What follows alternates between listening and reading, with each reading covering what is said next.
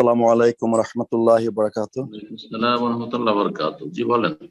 জি, আমি new York Buffalo থেকে বলছিলাম। বলেন। আমার প্রশ্নটা ছিল যে জোহর এবং আসর সালাতে আমরা ইমামের পিছনে মুক্তাদিরা যারা পড়ি তারা সাইলেন্ট পড়ি আর কি, কোনো শব্দ করে। সেখানে সূরা ফাতিহার পরে ফ্রম দ্য বিগিনিং থেকে, মানে প্রথম থেকেই সূরা ফাতিহার পরে অন্য কোনো সূরা পড়া মিলিয়ে কি পড়তে হবে, না এখানে সাইলেন্ট থাকতে হবে শুধু সূরা ফাতিহা পড়ে? অথবা যদি আমি এসে 3 রাকাত পেলাম, 1 রাকাত মিস করলাম, সেই ক্ষেত্রে যখন ইমাম সালাম ফিরিয়ে নিবে তা আমাকে দাঁড়ায় আরেক রাকাত পড়তে হয়, সেই ক্ষেত্রে সেখানে আহ সূরা ফাতিহার পরে সূরা মিলিয়ে পড়তে হবে কিনা, এই বিষয়টা একটু জানতে চাচ্ছিলাম। জি, প্রশ্ন দুটো হয়ে গেল।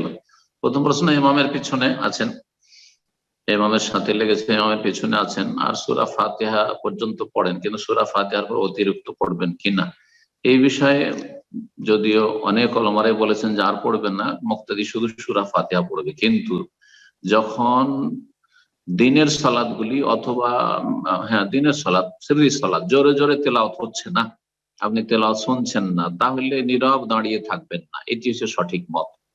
এবং সাহাবাই কেরামগণ জোহরে আসরে প্রথম 2 রাকাতে সূরা ফাতিহার পর অন্য সূরা রাসূলুল্লাহ সাল্লাল্লাহু আলাইহি ওয়াসাল্লামের পেছনে পড়তেন। সাব্বিহাসমা রাব্বিকাল আ'লা, আহলাতাল হাদিসুল গাশিয়া, এই সূরাগুলো পড়তেন, তারা পড়তে থাকতেন। শাইখুল ইসলাম রহমতুল্লাহ বলেছেন যে সালাতে এমন কোন জায়গা নেই যেখানে নীরবতা আছে, নীরবতা বলে কিছু নেই। সুতরাং ওই মতটি যারা বলছে শুধু সূরা ফাতিহা পড়ে আপনি চুপ করে থাকেন তাহলে নীরবতা, এরকম নীরবতা নাই। নীরব থাকলেন কিসের ইবাদত করছেন তাহলে আপনি? না, এজন্য তেলাওয়াত করতে থাকবেন। যে কোনো একটা সূরা শুরু করে দেবেন, যতক্ষণ পর্যন্ত রুকুতে যায়নি, ইমাম তাকবীর দেয়নি ততক্ষণ পড়েন, যখনই তাকবীর দিবে আপনি ছেড়ে দেন, তখন পড়া আর পড়িয়েন না। জি, যেমন আপনি সূরা 3 পড়ছিলেন, অর্ধেকটা 2-3টা আয়াত 4টা আয়াত পড়া হয়েছে, আর পুরোটা হয়নি, আল্লাহু আকবার বললে আপনি চলে যান, জরুরি নয় যে পুরো সূরা শেষ করতে হবে। জি, তো এটি হচ্ছে সুন্নতের কাছাকাছি, এরপর আমল করবেন।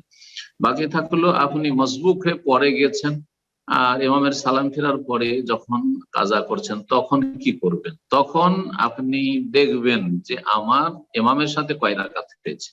ইমামের সাথে যদি 2 রাকাত হয়ে গিয়ে থাকে তাহলে প্রথম 2 রাকাত হয়ে গেছে, ইমামের তৃতীয় চতুর্থ ছিল সেটা আপনার দেখার বিষয় নয়, বরং আপনার প্রথম দ্বিতীয় এটা হচ্ছে দেখার বিষয়।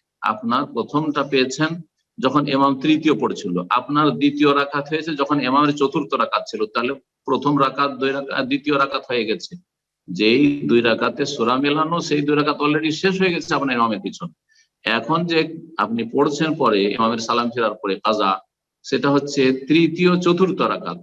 তৃতীয় চতুর্থ রাকাতে শুধু সূরা ফাতিহা পড়বেন, অন্য কোন সূরা পড়বেন না। আল্লাহু আ'লাম। জি।